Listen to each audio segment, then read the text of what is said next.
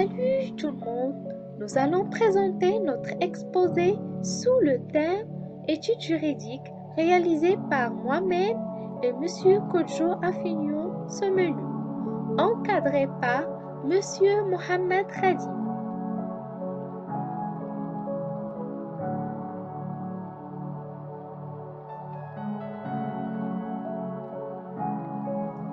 Voilà notre plan. Premièrement, introduction. Deuxièmement, structure et activité. Troisièmement, choix de la structure. Quatrièmement, caractéristiques des différentes formes juridiques des entreprises au Maroc. Enfin, conclusion.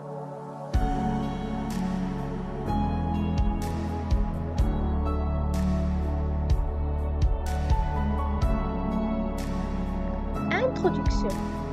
L'entreprise étant une unité économique reposant sur une organisation préétablie et fonctionnant autour de moyens de production ou de distribution, ne fait pas l'objet d'une signification juridiquement unique, mais le fait juridique marque l'étape finale de préparation de sa création d'entreprise après les faits commerciaux et financiers.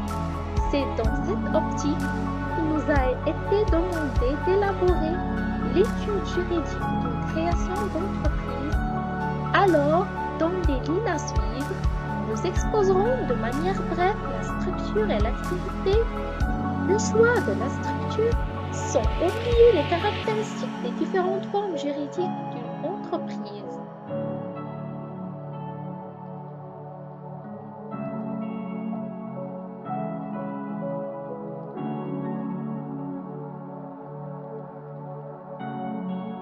Structure et activité. À la base de tout projet de création d'entreprise, il y a une activité qui peut être au niveau juridique classée dans l'une des catégories ci-dessous. Commercial, le code de commerce énonce les activités entrent dans le domaine commercial. Pour l'essentiel, il s'agit de l'achat pour la revente dans un but lucratif ainsi que la vente de certains services, hôtels, restaurants, spectacles, etc. Industriel, l'activité de l'entreprise consiste à transformer des matières premières. Cependant, et contrairement à l'activité artisanale, le rôle des machines utilisées et de main-d'œuvre doit être prépondérant. Les revenus professionnels de l'entrepreneur ne proviennent pas de son travail manuel, mais de l'organisation de sa production. Artisanale, l'activité de l'entreprise doit consister en un travail de fabrication, transformation, réparation ou prestation de services. Profession libérale. Il s'agit des architectes, avocats, experts comptables, médecins, notaires, etc. Leurs membres doivent respecter des règles déontologiques strictes et sont soumis au contrôle de leur instance professionnelle, ordre, chambre ou syndicat. Leur titre est protégé par la loi. Ce sont les professions libérales réglementées.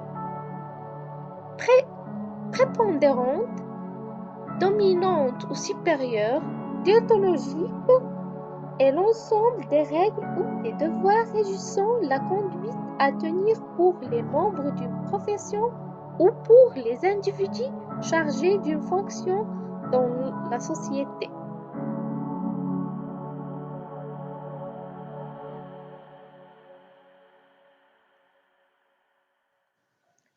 Une image pour chaque activité.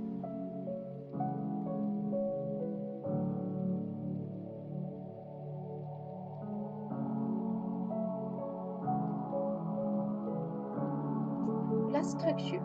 Quelle que soit l'activité que vous allez exercer, vous avez le choix entre créer votre entreprise individuelle ou une société. Si vous choisissez l'entreprise individuelle, votre entreprise et vous-même ne formerez qu'une seule et même personne. Par conséquent, vous disposerez d'une grande liberté d'action. Vous serez le seul maître à bord et n'aurez de compte à rendre à personne.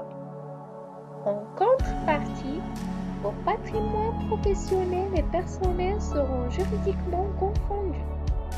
Vous serez donc responsable des dettes de l'entreprise sur l'ensemble de votre bien. Votre entreprise portera officiellement votre nom patronymique auquel vous pourrez éventuellement adjoindre un nom commercial. Porterez dans votre déclaration de revenus les bénéfices réalisés dans la catégorie correspondant à votre activité, bénéfices industriels et commerciaux ou bénéfices non commerciaux. Les formalités de création de votre entreprise seront réduites au minimum. Il vous suffira de demander votre immatriculation en tant que personne physique. Patronymique, nom de famille.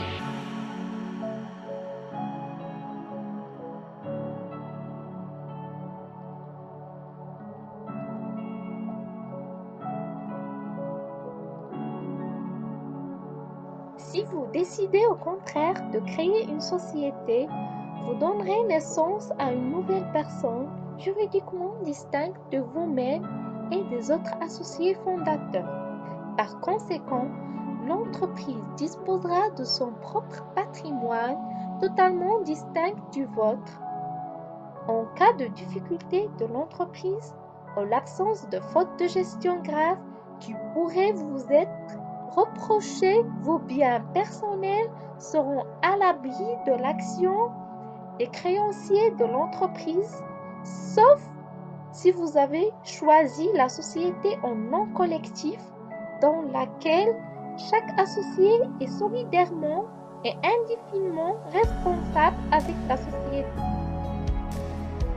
Si vous utilisez les biens de la société à des fins personnelles, vous pourrez être poursuivi pour abus de biens sociaux.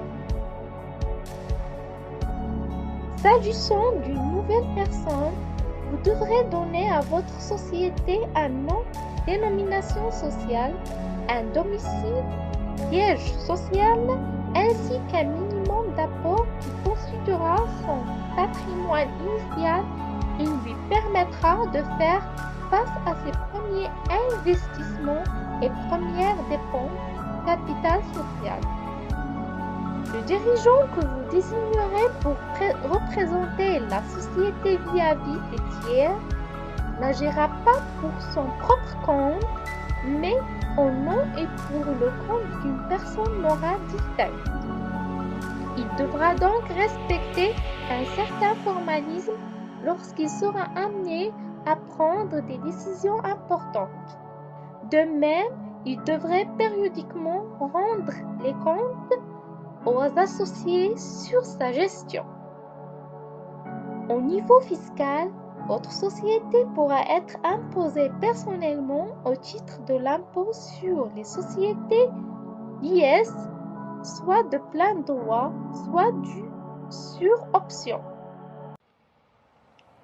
La création de votre société donnera lieu à des formalités complémentaires, rédaction et enregistrement des statuts, parution d'une annonce dans un journal d'annonces légales.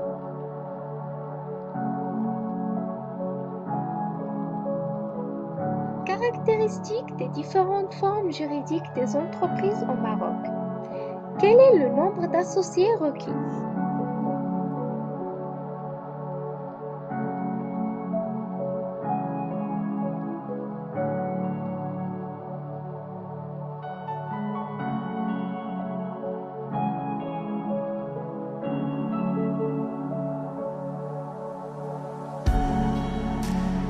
SNC, la société à responsabilité limitée nécessite entre 1 et 50 associés.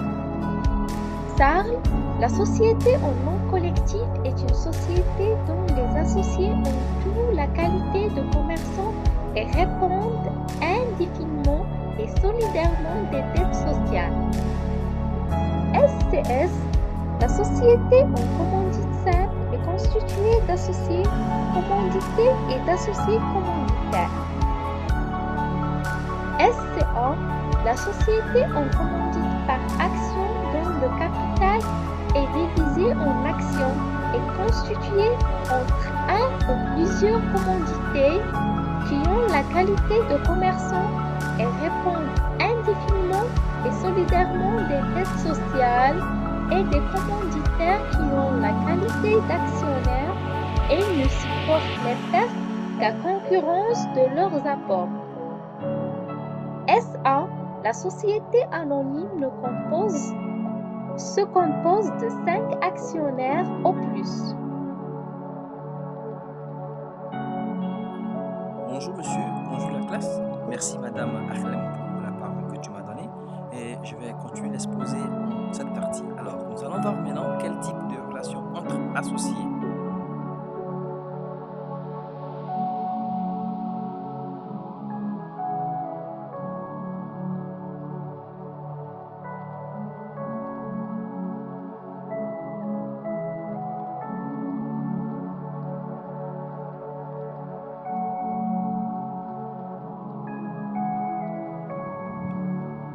Alors, nous savons bien qu'au Maroc, il y a 6 types de sociétés qui sont créées. Alors, nous allons commencer par les personnes physiques.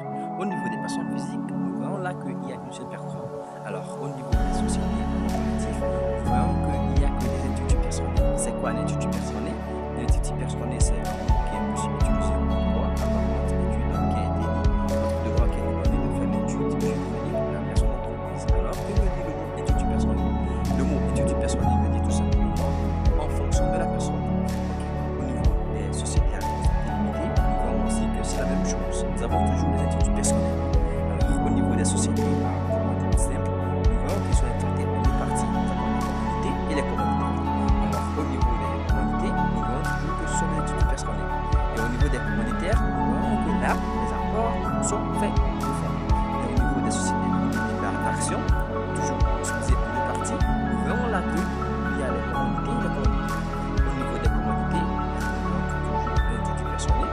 Et au niveau des commanditaires, toujours les apports sont faits de fonds. Et pour terminer, des sociétés anonymes, toujours dans la relation associée, n'est que des apports de fonds.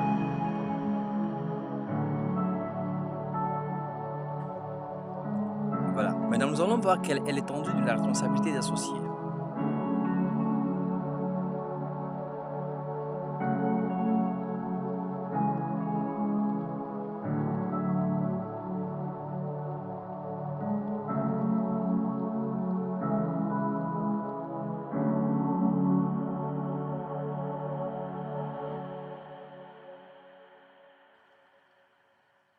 Merci. Au niveau des responsabilités des associés, nous allons travailler toujours avec les 6 types de sociétés.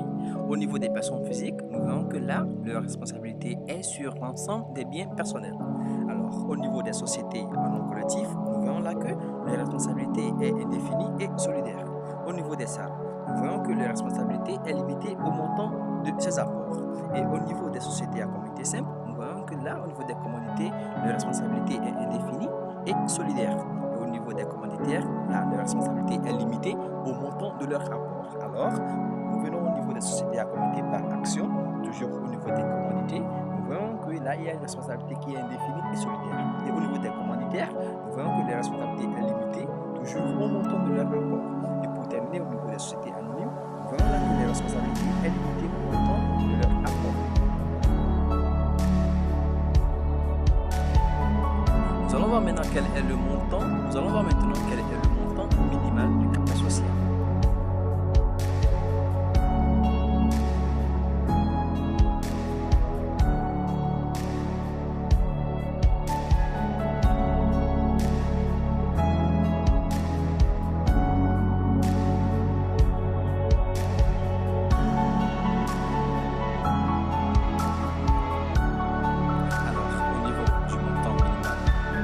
Au niveau du personnel,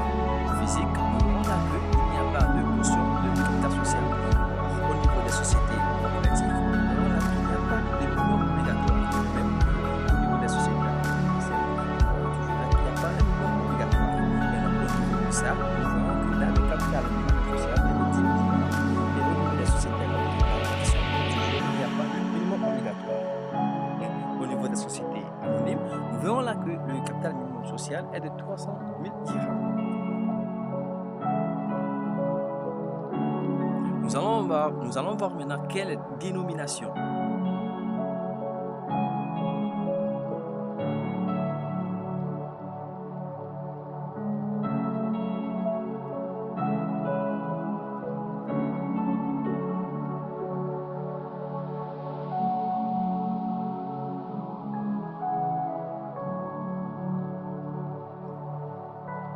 Bien, alors parlons de la dénomination au niveau des personnes physiques.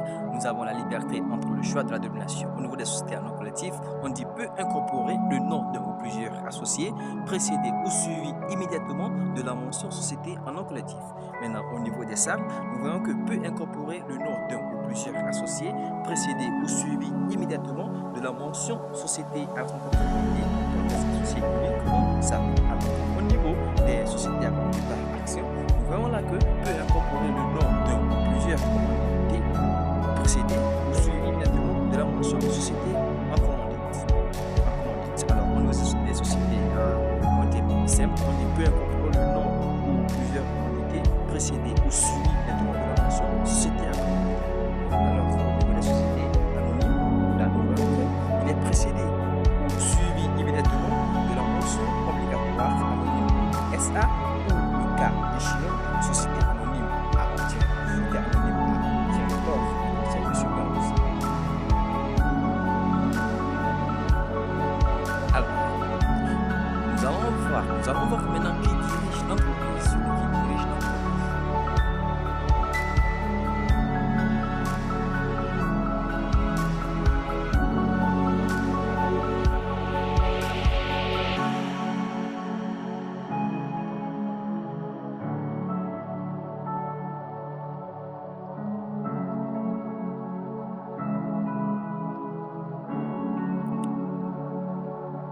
Bien, alors, qui dirige l'entreprise? Au niveau des personnes physiques, nous voyons que l'entrepreneur individuel est le seul maître à bord. Et au niveau des sociétés à nom collectif, nous voyons que tous les associés ont révocation d'un gérant ou la majorité. Alors, au niveau des SARL, on a un ou plusieurs gérants ou une révocation d'un gérant. Et au niveau des sociétés à commandité simple, on dit tous les commandités, sauf stipulation. Et alors, au niveau des sociétés à commandité par action, nous avons toujours tous les commandités, sauf stipulation. Et au niveau des sociétés anonymes, là, nous voyons qu'il y a un conseil d'administration. Alors, le conseil d'administration désigne un président et un directeur général parmi ses membres, dont il y a deux cas. Soit leur mandat, au niveau de leur mandat, 6 ans s'il est nommé par l'AGO et 3 ans s'il est nommé par statut.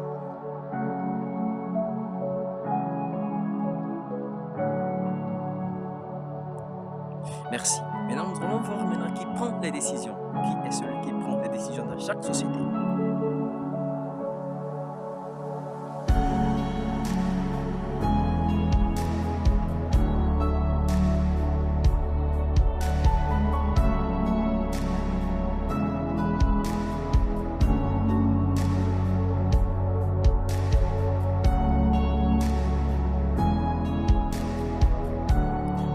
Voilà, au niveau des personnes physiques, nous voyons que l'entrepreneur individuel toujours est le seul maître à bord. Et au niveau des sociétés en nom collectif, nous voyons là que le gérant peut faire tout acte de gestion dans l'intérêt de la société.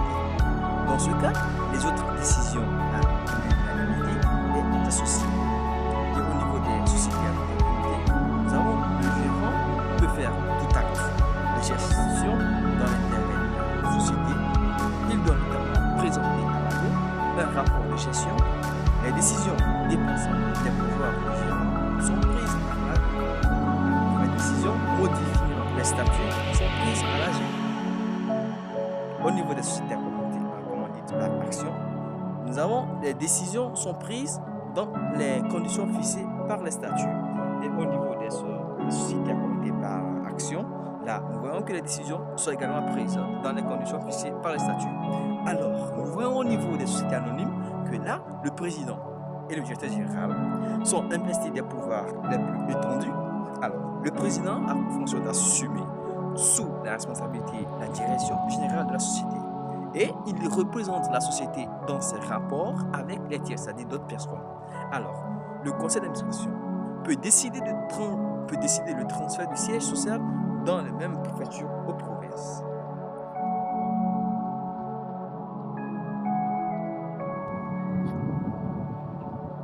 Merci. Nous allons voir maintenant qui contrôle l'entreprise, celui qui contrôle l'entreprise.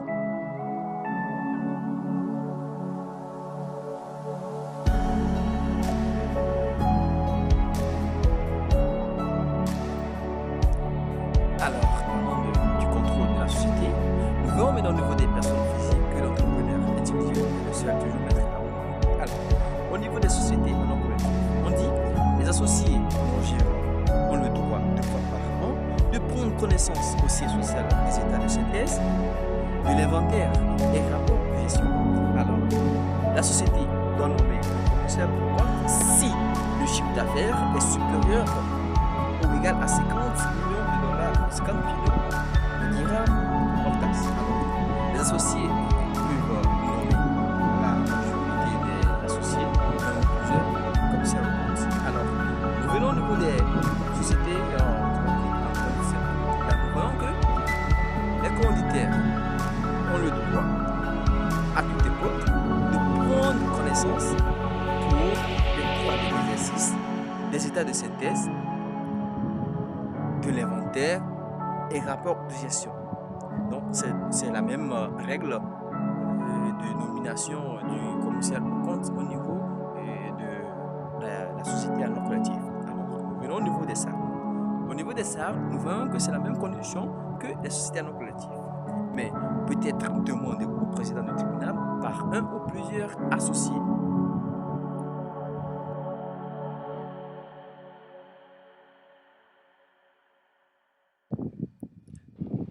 Voilà, nous continuons toujours avec le même cas.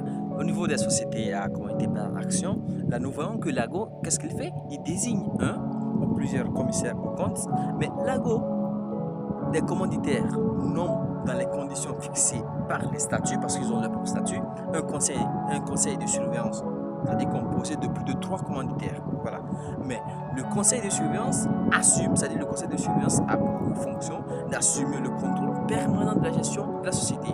Maintenant, au niveau de la société anonyme, nous voyons que le ou les commissaires aux comptes doivent être nommés par les statuts, c'est-à-dire que lors de l'établissement des statuts, là on nomme les commissaires aux comptes. Comme je dis ici, que le ou les commissaires aux comptes doivent être nommés par les statuts, et le cas échéant.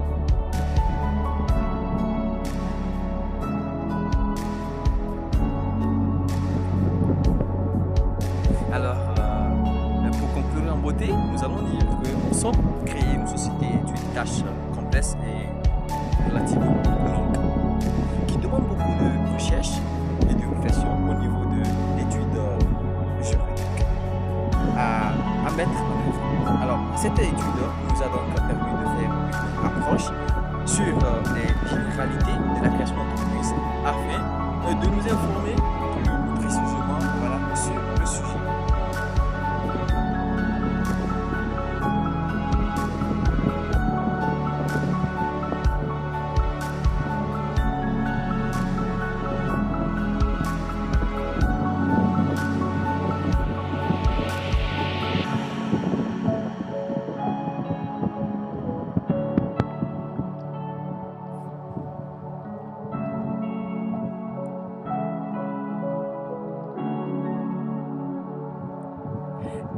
Alors, nous vous disons merci pour votre attention et pour votre écoute.